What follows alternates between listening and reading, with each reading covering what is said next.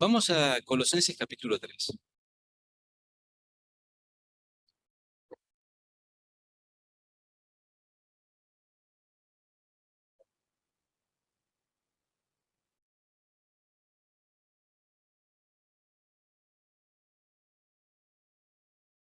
El versículo 12 dice: Vestidos pues como escogidos de Dios, santos y amados, de entrañable misericordia, de benignidad, de humildad, de mansedumbre, de paciencia, soportándoos unos a otros y perdonándoos unos a otros si alguno tuviere queja contra otro. De la manera que Cristo os perdonó, así también hacedlo vosotros. Sobre todas estas cosas vestidos de amor, que es el vínculo perfecto. La paz de Dios gobierne en vuestros corazones, a la que asimismo fuisteis llamados en un solo cuerpo, y sed agradecidos. La palabra de Cristo mora en abundancia en vosotros, enseñándoos y exhortándoos unos a otros en toda sabiduría, cantando con gracia en vuestros corazones al Señor con salmos e himnos y cánticos espirituales. Todo lo que hacéis, sea de palabra o de hecho, hacedlo todo en el nombre del Señor Jesús, dando gracias a Dios Padre por medio de él. Hasta allí en la lectura de este texto hermoso de la palabra. Eh, Cuando se cursó la invitación me dijeron que tengo que hablar sobre viviendo en amor, así que no perderemos este título, sino que tan solo haremos alguna referencia en la medida que avancemos sobre algunas cosas que tenemos que destacar. Mire, lo primero que me viene a la mente es que cuando comienza allí esta parte de la escritura, nos propone algo que todos tenemos que hacer: vestirnos, dice vestíos. Usted sabe, frente a Dios estamos todos desnudos. A Él no lo podemos engañar. Él conoce lo profundo de nuestro corazón, es decir, todas las cosas que nosotros sentimos, pensamos, hacemos o hemos dejado de hacer. En nuestra vida pasada, esto lo podíamos en alguna medida eh, evitar o tratar de no tener el registro en nuestra mente, porque estábamos en ignorancia haciendo aquellas cosas que a nosotros nos parecían que eran las mejores en aquel tiempo. Sin embargo, cuando conocimos al Señor, dimos cuenta que esto no era así. Así que tenemos que vestirnos. Allí la palabra implica colocarse la ropa, es decir, colocar algo sobre. Y nos dice que tenemos que hacerlo como escogidos, como una persona elegida por Dios. Tenemos que tener en cuenta que somos santos porque Él nos hizo santos y hemos experimentado el amor que Él proyectó en cada uno de nosotros a través de ese sacrificio tremendo que Él hizo en la cruz. Dice que tenemos que hacerlo de entrañable misericordia, es decir, que nosotros tenemos que, en esta cosa de estar cubiertos, es importante entonces, miren, el verso número 3, para tratar de entender esta idea. Dice el verso 3 del capítulo 3, algunos versos arriba: porque habéis muerto y vuestra vida está escondida con Cristo Jesús. Así que este hecho de estar vestidos de Jesucristo tiene relación con el hecho que estamos en Él y Él nos cubre. Su sangre nos limpia, pero también, como una vestidura regia, nos permite a nosotros estar en la presencia de Dios y interactuar en esto que tan solo los renacidos podemos, que es elevar una plegaria al cielo con la expectativa de que Él la responda. Cuando lo hacemos eh, siguiendo su propósito para nuestra vida, tenemos que descubrir lo que Él quiere para poder entonces formular una petición conforme a su voluntad y tener esta expectativa de una respuesta segura, cierta. A veces nosotros pedimos cosas que no son convenientes y otras tal vez no nos atrevemos a pedir, y Dios nos sorprende porque está atento incluso a aquellas cosas que nosotros no formulamos como un pedido con palabras, sino que está en nuestro corazón, y Dios nos concede también eso como un plus.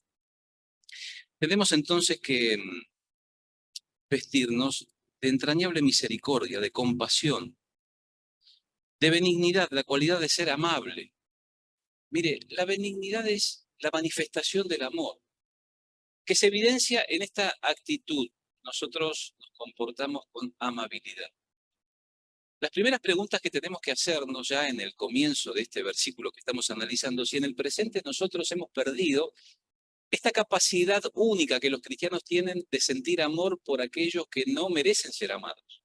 No nos cuesta tanto amar a las personas que están cerca o aquellos que forman parte de nuestro círculo cercano, de nuestra familia, aquellos que nos devuelven por el afecto que le brindamos otra cuota de afecto semejante, sino que nos resulta bastante difícil hacerlo con aquellos que no nos aman. En general, hemos perdido los cristianos la capacidad de transitar por las calles y ser generosos y tener paciencia y consideración con las personas que están sufriendo en las calles.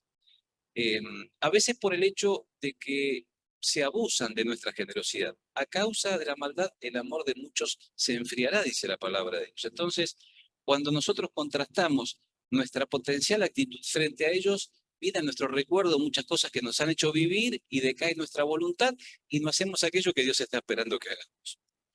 Eh, una política argentina en medio de la pandemia dijo, mire, usted tiene que dar propina. Yo no sé si usted está acostumbrado a dar propina, pero no es una costumbre que de pronto eh, sea distintiva tan solo de aquellos que tienen mucho, sino que usted lo puede hacer como un gesto de generosidad para aquellos que le prestan un servicio.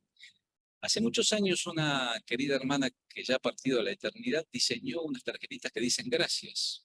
Mire, es importante que nosotros seamos agradecidos y que lo manifestemos de manera concreta. Si usted quiere tener esta misericordia entrañable y este amor que se proyecte a otros, a veces tiene que hacerlo con aquellas cosas que usted valora y conserva. Mire, nos cuesta mucho en este tiempo ganar el dinero necesario para enfrentar las cosas de la vida cotidiana. La manera concreta de mostrarle a las personas que la amamos es cuando metemos la mano en el bolsillo, no para solventar la holgazanería, de ninguna forma, sino para demostrar el amor que Jesucristo ha tenido en nosotros. Es un hecho de la vida práctica. Hay una infinidad de otras maneras de así hacer. De humildad.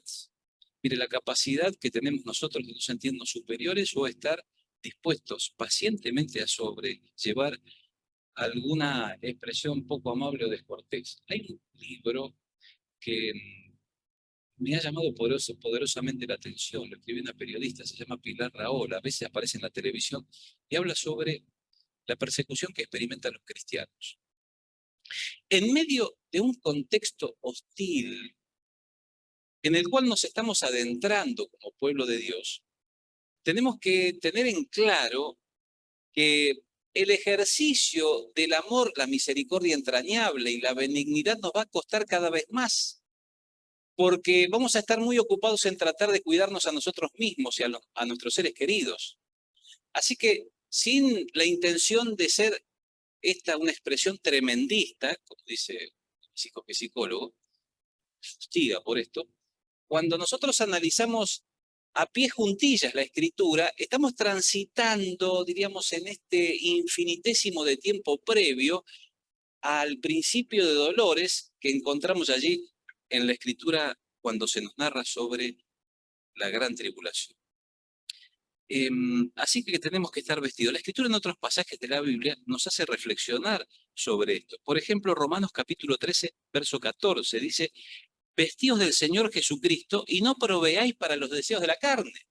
Así que en esto de estar ocultos en Jesucristo, de experimentar el hecho de estar cubiertos por Él, parece que Pablo, escribiéndole a los romanos, tiene que señalar el hecho de nuestro interés creciente en cosas materiales. Allí hay un gran punto para que nosotros estemos estudiando también. Efesios capítulo 6, verso 11, ahora va a utilizar el mismo verbo para ocuparse de otras cosas. Dice que tenemos que vestirnos de toda la armadura, no de una parte. Así que tenemos que tener mucho cuidado con la discrecionalidad en el uso de nuestros bienes. ¿Por qué? Porque ejercitar el amor implica muchas veces la utilización de estos recursos. Por ejemplo, le cuento de mi tía Nelly. ¿Quiere que le cuente? Yo he contado de mi tía Nelly muchas veces. Mi tía Nelly iba a visitar a mi mamá siempre, a menudo. La conoció buscando una modista.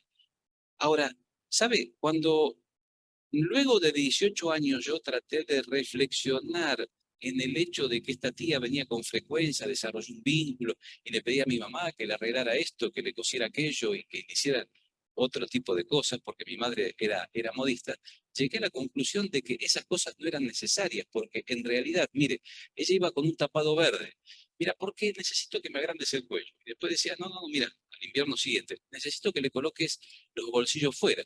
Y al invierno siguiente, no, no, me gusta más el bolsillo por dentro. Y no, me parece que hay que angostarlo. Y no me gusta el cinturón afuera.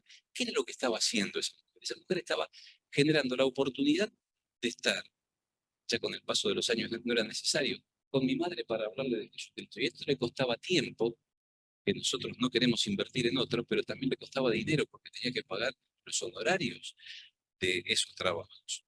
Así que tenemos que eh, vestirnos, digamos, debemos cubrirnos, sería la idea. Debemos tolerarnos. Allí estamos entrando en el territorio de lo personal. El texto dice, soportándoos unos a otros. Soportar implica el hecho, el verbo también de permanecer. Permanecer, estar cerca de aquel que por determinadas razones ha empezado a desestimarme como individuo o a no tratarme como yo considero que debo ser tratado. Eh, la expresión que se traduce perdonándoos implica mostrar favor, gentileza, es decir, es desestimar la ofensa, colocarla aparte, es tratar de mirar un poquito más allá, de no quedarnos en el hecho concreto de un episodio desafortunado. A veces estas cosas suceden porque estamos en el cuerpo y en el tiempo, y a veces no respondemos de la forma que el otro merece que nosotros respondamos. No utilizamos palabras amables, no las mejores expresiones, sino que las que nos viene a la mente luego de que el corazón nos ha impulsado. Muchas veces, como somos reactivos, luego nos quedamos pensando en aquello que hemos dicho porque hemos lastimado a otra persona. Así que el hecho de tolerarnos es muy importante, y cuanto más en aquellos que prestan servicios a Dios. Qué importante es que seamos considerados, respetuosos, gentiles, amables, que utilicemos las palabras adecuadas y que aprendamos a disculparnos cuando nos suceden estas cosas. Dice, si alguno tiene queja, nos perdonamos frente a la queja. Yo no sé si a menudo usted utiliza la queja, pero la queja es algo que sin fundamentos molesta, pero a veces es el resultado de algo concreto que hay que traer a la superficie para solucionarlo, para arreglar. No tenemos que ser quejosos, es decir, molestarnos por tonterías, pero tenemos que desarrollar la capacidad de poder poner en palabras aquello que tenemos que hablar y hablarlo, sin personalizarlo, sin de pronto ofuscarnos demasiado, sino siendo concretos. Tenemos que soportarnos unos a otros y perdonarnos unos a otros. Dios nos conoce, ¿eh? Usted puede estar con alguien durante un tiempo, pero imagínese que viene alguien de visita y usted dice, bueno, lo vamos a tener el fin de semana, y por alguna razón le dice, bueno, ahora vamos a estar algunos días más. Y usted, bueno, dice, ya estamos en este asunto, vamos a tener que tolerarlo, pero tiene que ir a acomodar el baño, recoger la toalla que dejó fuera del lugar, preparar comida, levantar los platos. Es decir, usted ahora forma parte de la servidumbre de la persona que inicialmente fue su huésped. Los primeros 2 días se van desdibujando después de 15 o 20 días de permanencia en su casa y al final del camino usted desea que se vaya. Es un dato interesante. Mire, en el Oriente, hospedar era algo muy particular. Alguien estaba de paso y la persona le obligaba a estar en su casa. Y luego que estaba, era como una responsabilidad de aquel que abría su casa para hospedar, de insistirle en que se quedara más tiempo.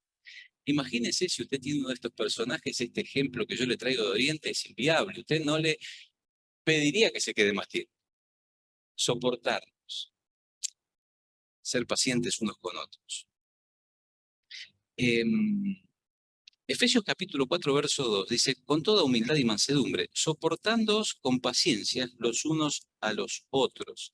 Allí Pablo le escribe a los Efesios en 4:2, hablando de que este hecho de tolerar, de ponerle buena onda, como dicen los muchachos más jóvenes, requiere de paciencia.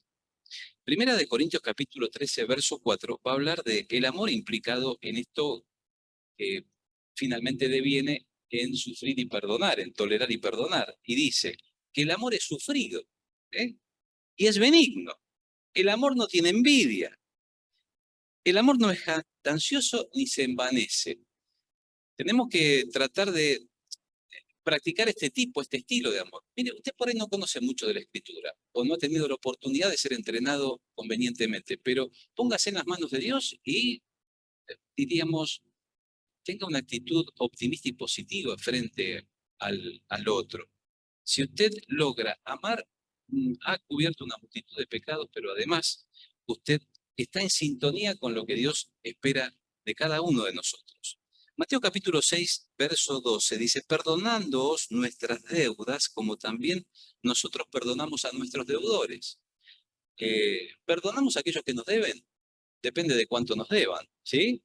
Si nos deben poco, por ahí decimos, bueno, lo pasamos por alto, pero si nos debe mucho, en la actualidad es difícil encontrar a personas que deban en el sentido de que no tenemos mucho para prestar, pero bueno, se puede dar esa circunstancia. Eh, Mateo capítulo 18, verso 21, nos pone frente a algo importante. Dice, entonces se le acercó Pedro y le dijo, Señor, ¿cuántas veces perdonaré a mi hermano que peque contra mí? Dice, hasta 7. Esa es una alusión a un número perfecto, una cantidad perfecta de veces, pero limitada. Dice, Jesús le dijo, no te digo 7, sino aún hasta 70 veces 7, 490. Mire, yo no sé si hay alguien que tiene una libreta en donde anota todas las veces que le perdona una ofensa a alguien en particular. Pero esta forma de expresarse allí, lo que está queriendo significar es de que hay un número indeterminado de veces en las cuales yo tengo que perdonar a mi hermano. No puedo agotarme en el camino. ¿Cuántas veces? Una infinidad de veces. En tercer lugar, tenemos que vincularnos. El texto que nosotros leímos ahí en el verso 14 dice, sobre todas estas cosas, vestidos de amor, que es el vínculo perfecto. Así que hay una manera de relacionarnos que está por sobre las demás. Una manera que es plena, perfecta, completa en sí misma, que es cuando nos relacionamos a través de este amor. Eh, Cuando estaba analizando esta porción en particular, este texto en particular, me vino a la mente otro que está en Hebreos capítulo 10, versos 23 y 24, que dice que tenemos que estimularnos al amor y a las buenas obras. Es una palabra interesante esto de estimularnos, porque lo primero que uno piensa es que tenemos que contagiarnos el amor. Pero cuando el amor exige sufrimiento, a veces ese amor no es contagioso, porque nosotros le quitamos el cuerpo al sufrimiento. No queremos experimentar, diríamos, valga la redundancia, experiencias traumáticas. A veces amar implica que nosotros corramos riesgos. A veces amar implica que nosotros perdamos cosas. Amar implica, en muchas oportunidades, que nos expongamos a la crítica. No me quiero perder de Hebreos 10. Todos hemos visto en nuestro entorno, en la época de la pandemia, y hemos experimentado en la cercanía familiar pérdidas de vidas. En el hogar de niños, ya que estamos en el Día de las Niñeces, eh, que para nosotros era el Día del Niño, era mucho más sencillo, eh, la cocinera no dejó de asistir en ningún momento. Ella pidió permiso e iba todos los días a preparar alimentos. ¿Por qué lo hacía? ¿Le gustaba cocinar? Claro, obviamente, cuando uno está prestando servicio a Dios, vos tenés un talento, lo rendís a los pies del Señor, tenés un don y lo ejercitas porque lo descubriste y estás alimentándote con la escritura para poder desarrollarlo cada vez mejor, sentís gozo cuando lo practicas. Y este gozo es tan intenso que uno quiere seguir sintiéndolo, por eso uno se esmera y quiere volver a tener esa oportunidad, ese privilegio. Lo único que hay que esperar, sí, es que el Espíritu Santo te guíe. Dicho esto, nuestra hermana quería estar con los niños porque sentía gozo al experimentar o al desarrollar su talento para la cocina, pero principalmente porque amaba a los niños, los conocía por su nombre, y muchos de esos niños venían a celebrar cuando ella preparaba el plato de comida rico. Y ella se contentaba luego de cocinar mirando la sonrisa de los pibes o de las niñas cuando terminaban de comer, y se angustiaba cuando los chicos no le terminaban el plato, entonces trataba de hacerlo mejor para contentar a mayor número.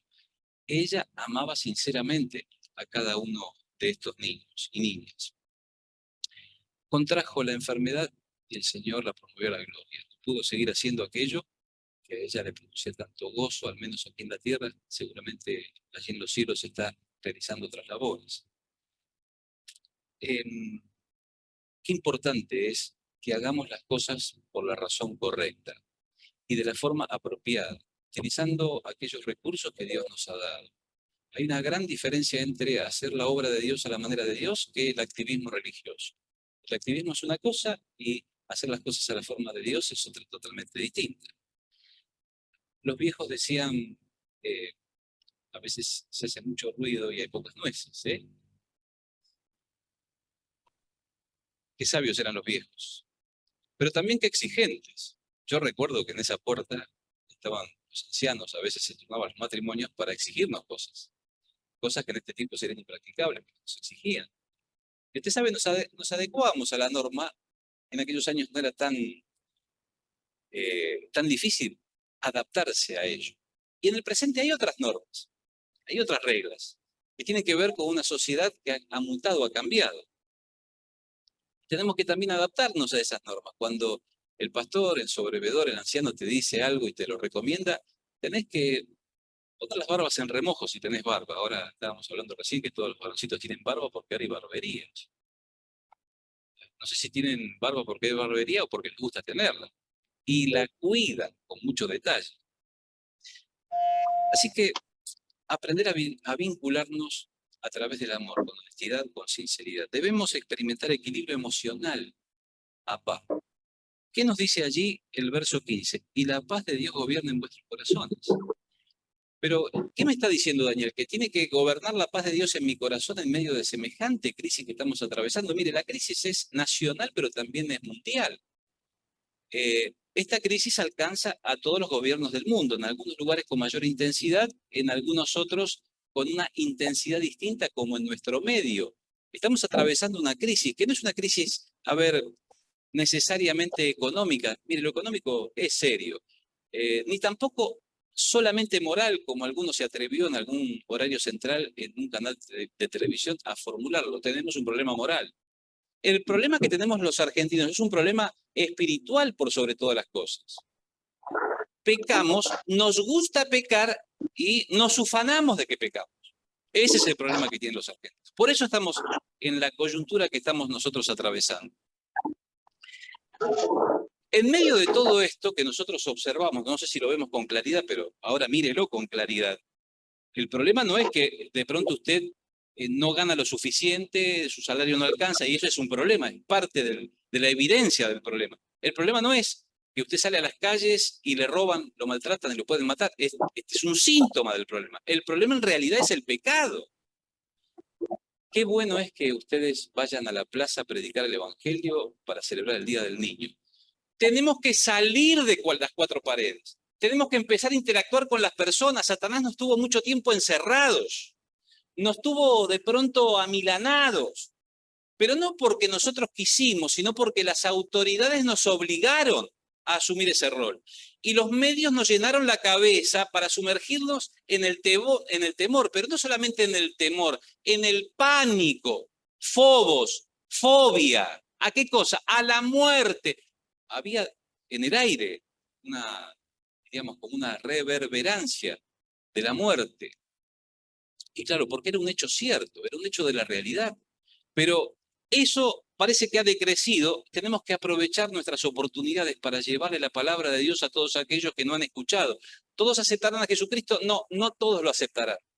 Aquellos en los cuales el Espíritu Santo ha trabajado previamente y que circunstancialmente tomen contacto con usted en la plaza, probablemente sí, usted sentirá gozo en su corazón porque esas personas, a través del servicio que Dios le privilegió a usted hacer, se van a convertir y usted se sentirá lleno de gozo, satisfecho, alegre. entusiasmado, para seguir haciéndolo. Mire, la ecuación es muy simple. Satanás nos quiere entre cuatro paredes hablando de cosas que nos irritan de pronto recíprocamente. Y Dios nos quiere fuera hablando de una sola cosa, de Jesucristo, de lo que Él hizo en la cruz, de cómo nos perdonó, de lo que Él sufrió, de lo que le costó y de la enorme oportunidad que tiene cualquier persona que escucha el Evangelio al aceptarlo. Que su vida cambie para siempre, que las cosas sean hechas diferentes. De esto se trata. De eso se trató cuando yo llegué a este lugar pensando cualquier cosa. Y luego el Señor hizo la obra en mi corazón. Y la paz de Dios gobierne en vuestros corazones,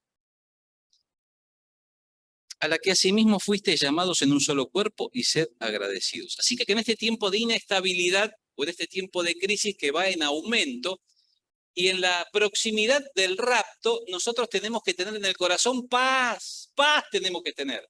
Porque mire, usted tiene que tener paz porque el Señor Jesús le dio la paz de Él. Mi paz os dejo, la paz os doy. No como el mundo la da, yo os la doy. Es una pertenencia, es un regalo, es algo para disfrutar, es algo que ningún otro tiene. ¿No se ha puesto a pensar cómo usted atravesó este tiempo tan difícil sin tantos problemas emocionales o psicológicos? Porque Dios le preservó, le cuidó. A veces miro hacia atrás los acontecimientos y luego del segundo o tercer mes del aislamiento nos propusimos con Laura empezar a hacer algunas cosas porque no nos sentíamos muy cómodos. Indudablemente el Espíritu Santo estaba diciendo, bueno, ya está, un cachito. Resulta que empezamos a prestar algo de ayuda en el hogar nuevamente y como consecuencia de ello nos involucramos en la comisión directiva del hogar. Pero ¿qué trabajo podíamos hacer nosotros desde fuera? Ir, saludarles o llevarles alimentos, qué hay que ir a comprar y ese tipo de cosas. Asira, que es la asociación de un sector de la cristiandad no católica en la República Argentina, dio cuenta de 150 fallecidos dentro de los pastores evangélicos en la República Argentina en ese periodo. 150 hombres y mujeres de Dios se expusieron porque no pudieron dejar de hacer aquellas cosas que estaban haciendo, principalmente aquellos que atendían comedores, que estaban vinculados a la labor social. Qué importante es que proyectemos el futuro teniendo en cuenta que tenemos que vestirnos de amor, que tenemos que soportarnos, que tenemos que tener este vínculo perfecto, que tenemos nosotros que tener este equilibrio emocional. Fuimos llamados en un solo cuerpo. Esta es una realidad estupenda. Somos muchos, pero en realidad somos un cuerpo. Esto implica que nosotros tenemos que estar íntimamente unidos. El vínculo perfecto es el amor. Ahora, tenemos que tratar de sostener un pensamiento unificado, aunque no sea uniforme. Se traza una línea la cual seguir y todos vamos incorporándonos detrás de ello. ¿Para qué? Para poder estar haciendo aquellas cosas que Dios quiere en el territorio. Dios tiene un propósito territorial para la iglesia local y hay que descubrirlo. Esto forma parte de la visión que Dios le comunica a aquellos que tienen liderazgo. ¿Para qué? Para que la plasmen en la realidad. Y también hay algo así como una personalidad. Esta iglesia en calle Mercedes tiene una personalidad. Yo vengo a este lugar y la respiro todavía.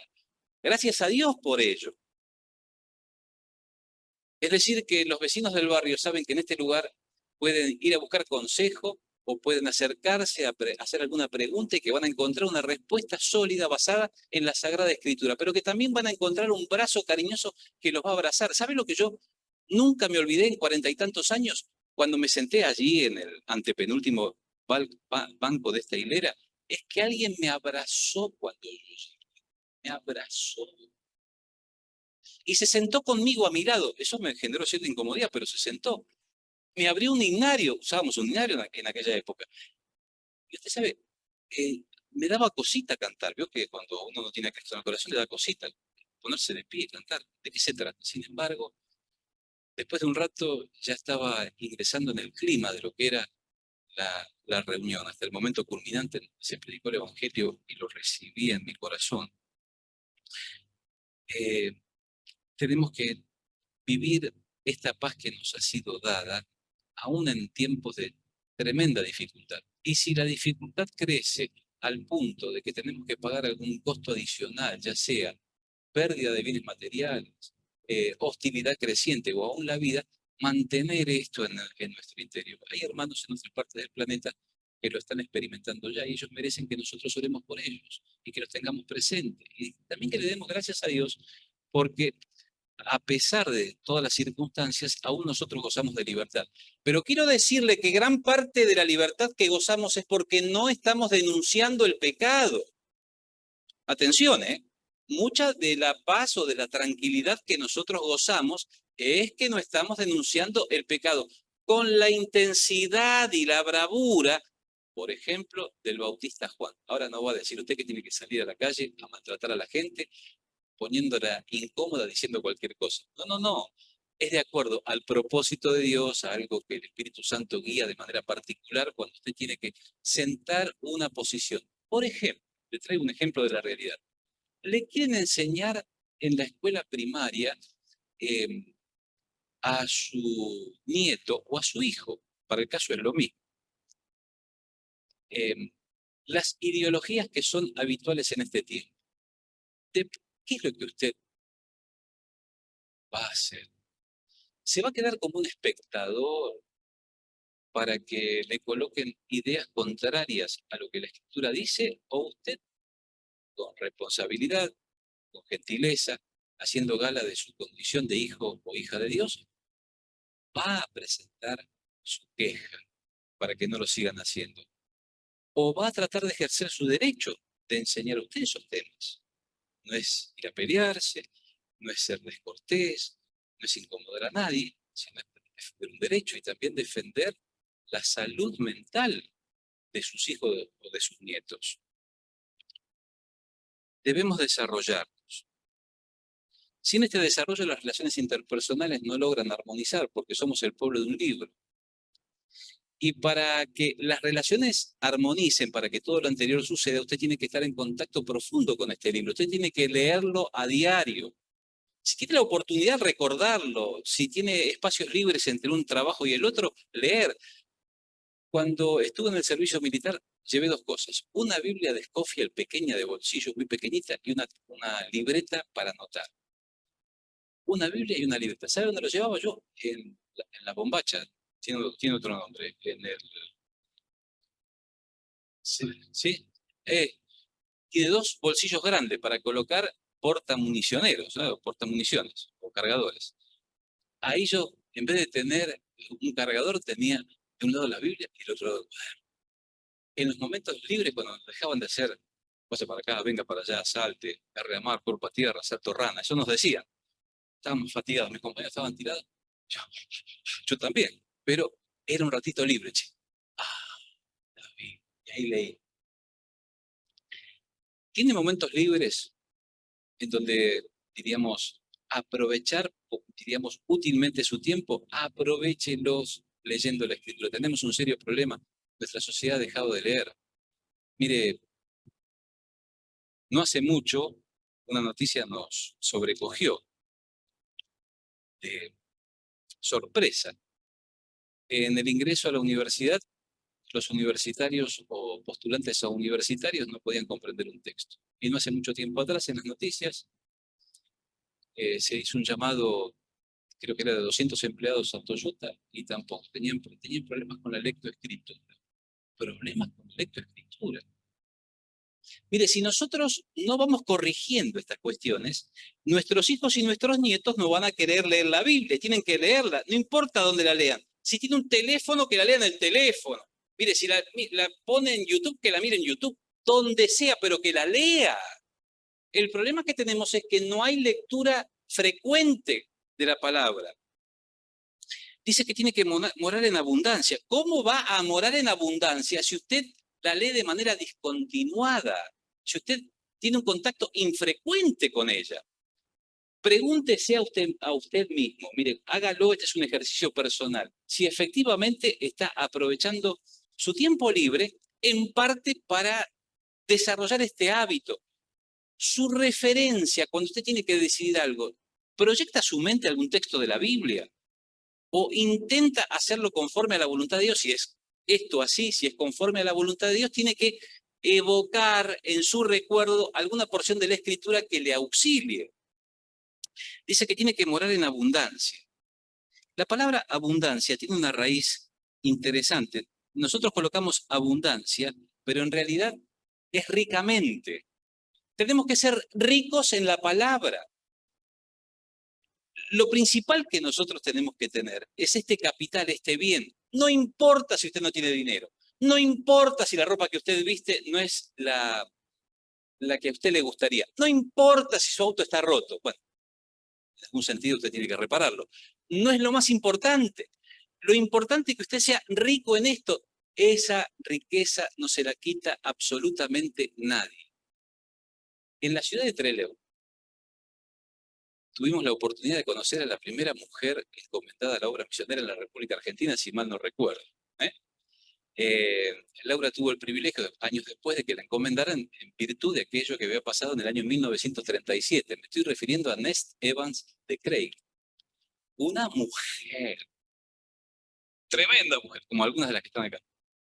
Resulta que a mí me llamó la atención que ella vivía en un pasaje, como que está acá a la vuelta. Y a veces, había varios varoncitos que estaban esperando, conversando en la puerta, porque tenían turno con la hermana. ¿Turno? Estaban esperando, sí, porque iban a pedir consejo, che.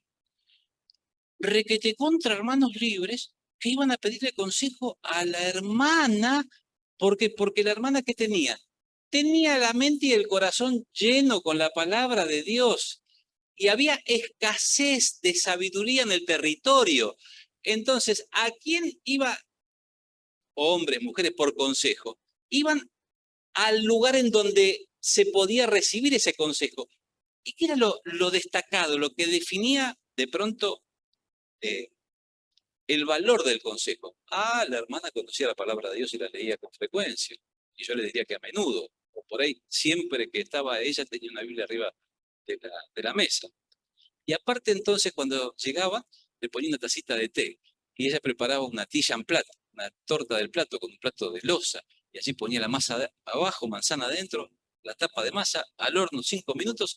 Y ella, como una buena dama, una buena hospedadora, atendía a los varoncitos, le cortaba la torta, le ponía el tecito y mientras tanto le explicaba la palabra de Dios que ellos no comprendían. Eh, Riqueza, tenemos que ser ricos en esto. Enseñándoos, dice, y exhortando. Allí exhortar es amonestar e instruir. Qué bueno es cuando lo hacemos recíprocamente. Eh, no nos gusta que nos amonesten. No, naturalmente nosotros resentimos que alguien venga a darnos un consejo o señale algún error. Sin embargo, es muy saludable que así sea. A mí en este lugar me tiraron muchas veces la oreja, ¿eh? ¡Oh! ¡Oh! ¡Oh! Mire que eran tironeadores de orejas. Yo no sé si usted, querido joven, vos recibiste algún tironcito de oreja, pero si te tiran de la oreja a veces te hace requete contra bien. Y a las damas les amplía el agujerito para el aro, así que le viene bárbaro. Un tironcito de orejas nos hace muy bien cuando lo precisamos. Ahora, cuando se hace a destiempo o por alguna otra causa, esto genera mal humor, desconfianza. Tenemos, dice Filipenses capítulo 2, verso 16, que estar asidos a la palabra de vida. Tenemos que tomarnos a la palabra, no podemos dejarla. Esa es nuestra riqueza. Dice segunda de Tesalonicenses 3:1, por lo demás, hermanos, orad por nosotros para que la palabra del Señor corra y sea glorificada. Se refiere al anuncio del Evangelio y a la enseñanza de las primeras cosas. Tiene que correr, esa palabra tiene que ser glorificada, no puede quedarse estancada. Mire, el agua cuando se estanca, la suciedad tiene que circular para que se produzca la limpieza. Debemos estar activos, dice el verso 17. Y todo lo que hacéis, sea de palabra o de hecho, hacedlo todo en el nombre del Señor Jesús, dando gracias a Dios el Padre por medio de todo. Esa palabra todo eh, es interesante también. Cada uno, toda clase de. Cada uno, cada cosa, agregamos, toda clase de cosas que usted pretenda hacer o que Dios coloque frente a usted para llevar adelante, tiene que ser hecho así, en el nombre del Señor Jesús. ¿Cuántas cosas pone Dios delante de usted a diario para hacer? A veces hay sectores que suponen que tienen pocas cosas para hacer porque el tiempo ha transcurrido, porque no tienen fuerzas. Esa es una mirada, por decirlo de una forma amable, no precisa de la realidad. Los hermanos mayores tienen un tremendo potencial y hacen un tremendo trabajo, no solamente cuando realizan labores como las que hicieron antes, sino cuando ponen en la presencia de Dios en oración temas que son de tremenda necesidad.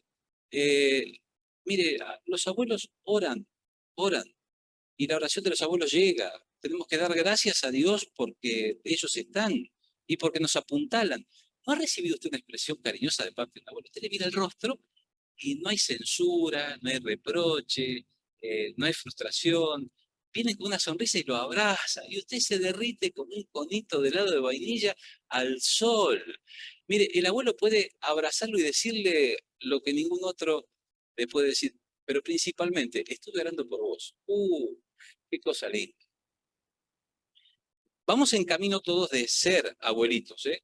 No te creas porque eres jovencito que no te va a llegar el tiempo. Te va a llegar el tiempo también, te va a llegar el tiempo de la arruga, te va a llegar el tiempo en donde el cinturón vas a tener que agregarle un agujerito, te va a llegar el tiempo en donde la ropa de moda no te va a quedar bien, te va a llegar el tiempo, pero ese tiempo también es un tiempo en el cual vas a poder hacer una enorme cantidad de cosas que ahora no podés, porque no te salen, porque no tienes la experiencia aún, pero va a llegar ese tiempo.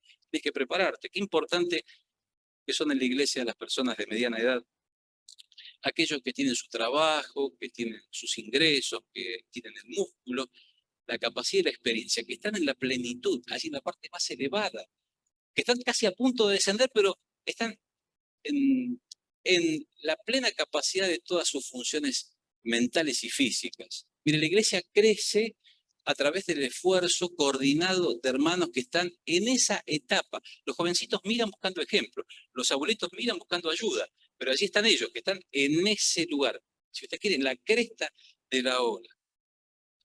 Ellos son aquellos que hacen todas las cosas intentando honrar a Dios, las hacen para Él.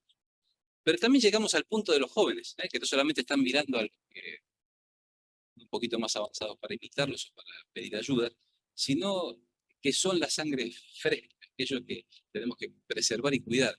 Son el potencial de la iglesia en el futuro.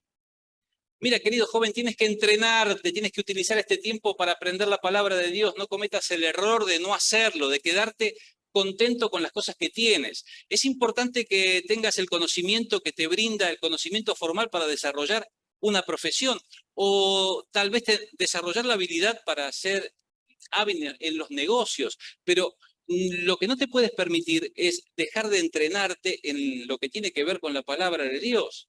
Tienes que aprenderla, tienes que lograr dominarla, temas que están relacionados, vinculados con la palabra. Te van a venir a preguntar, tal vez tus amigos, tengo este problema, ¿qué pensás del aborto? Tienes que dar una respuesta. Viene alguna amiguita o miembro de una familia cercana, eh, te pueden llegar a preguntar, no podemos tener hijos, vamos a alquilar un vientre. ¿Qué respuesta le vas a dar? ¿Qué respuesta le vas a dar? O tal vez venga alguien a decir, mira, mis padres o mi abuelo está muy mal, yo quisiera que se termine el sufrimiento. ¿Qué le dirás en el futuro? O tal vez la cosa se ponga tan espesa que no podamos públicamente nosotros hablar de Jesucristo, sino que tengamos que desarrollar estrategias, tal vez estar en familias. O la iglesia, en vez de tener una reunión en la cual, como en esta, podamos hablar con libertad, solamente esta reunión sea una reunión que de pronto podamos tener comunión y cumplir con algunos aspectos formales y decir, hablar sobre generalidades, pero las cuestiones, digamos, que nos pueden impactar negativamente, hablar en un grupo pequeño, en donde comunicamos aquellas cosas que realmente la Escritura dice sobre nuestro comportamiento en medio de una sociedad hostil. Eh, en la provincia de Neuquén, el pastor Márquez, que supo ser presidente de la Junta Bautista, si mal no recuerdo, eh, apoderado del lector de la escuela evangélica bautista allí, y seguramente pastor de la iglesia en ese lugar, tuvo que enfrentar hace un tiempo atrás, tal vez 2 años, una pintada y un montón de cosas, calumnias. ¿Por qué? Porque tan solo él no estaba dispuesto a ceder en cuanto a la educación sexual integral. Bueno, la hostilidad decreció y en el presente no es exactamente igual que hace 2 años atrás. Es como que lo dejaron allí un poquito en stand-by. Pero ¿cuánto tiempo va a pasar antes de que empiecen a pedirnos explicaciones de qué cosas decimos y dejemos de decir sobre estos temas que son indispensables? Ah, que podamos recordar que todo lo que hago lo hago para el Señor, que el buen gesto amable, cariñoso, lo hago porque tengo el amor, porque estoy vestido de ese amor, porque no lo puedo ocultar, porque ya no estoy desnudo, no me siento avergonzado. Eh, el mundo intenta desnudarse y no sentir frío o no sentir vergüenza. Quiere aplacar el pudor, anular la vergüenza para poder lanzarse sin ningún tipo de freno a la promiscuidad. Los cristianos tenemos esta cosa tan maravillosa. Estamos vestidos de Jesucristo. Nosotros no resentimos el pudor. No somos moralistas, pero este libro dice cuál es la moral, cuál es nuestro comportamiento ético, cuáles cosas sí, cuáles cosas no. Y tenemos que defenderlo. Que el Señor te ayude y me ayude a hacerlo como este libro dice. Claro que sí, vestidos, soportándonos los unos a los otros, eh, trabajando intensamente en aquellas cosas que Dios ponga frente a nosotros a la manera de Dios, con los recursos que Él nos da, con la expectativa del inminente retorno del Señor, con el gozo que solamente Él puede colocar en nuestro corazón, para que cuando Él venga, nosotros estemos allí con Él y cuando transitemos el tribunal de Cristo, no experimentemos demasiadas pérdidas. Que Dios bendiga su palabra.